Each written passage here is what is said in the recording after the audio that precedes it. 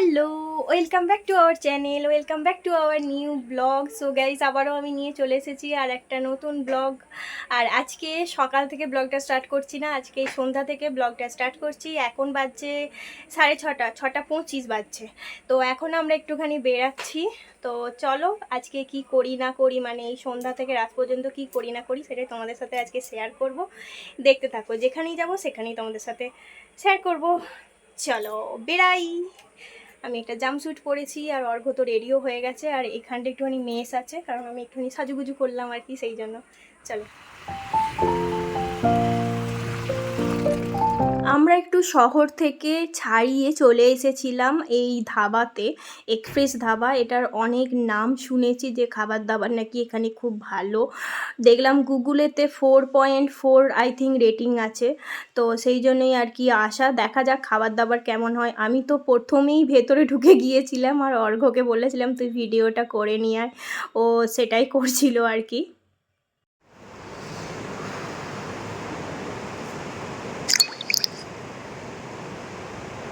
AC যার যেটা কাজ কি তো আমরা এখন এসেছি একটু খাওয়া দাওয়া করতে। এটা একটা ধাবা কাম রেস্টুরেন্ট আর কি, এক্সপ্রেস ধাবা। তো এখানে এসেছি আর কি, কিন্তু জল খেতে এখন দিচ্ছি মিস্টার হাজরা। মিস্টার হাজরা খেয়ে খেয়ে ভুঁড়িটা হচ্ছে দেখো।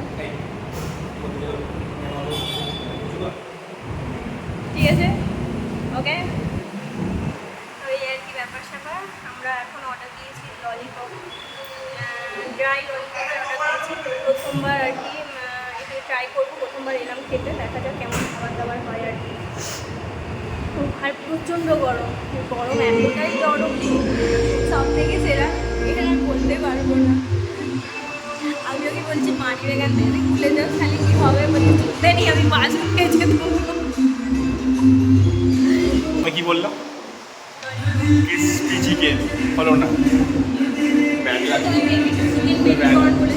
হ্যাঁ প্রথমে ফ্রাই, সেটা হলো না। তারপর আরেকটা বললো, সেটা হলো না। তারপর হ্যাঁ সেটা হবে বলছিল, খাবে না। ললিপপটা হচ্ছে ওরা আবার বলছে ড্রামস্টিকের মতো, ললিপপের মতো। চলো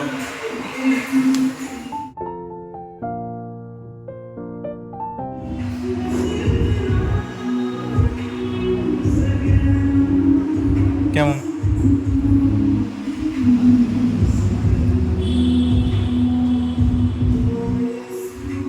জানি না গুগলে এত ভালো রেটিং হওয়া সত্ত্বেও খাবার কেন এত অনুন্নত। মোটেও টেস্টি ছিল না খেতে, মনে হচ্ছিল চিকেনগুলো অনেক দিনের ম্যারিনেট করে রেখে দিয়েছিল।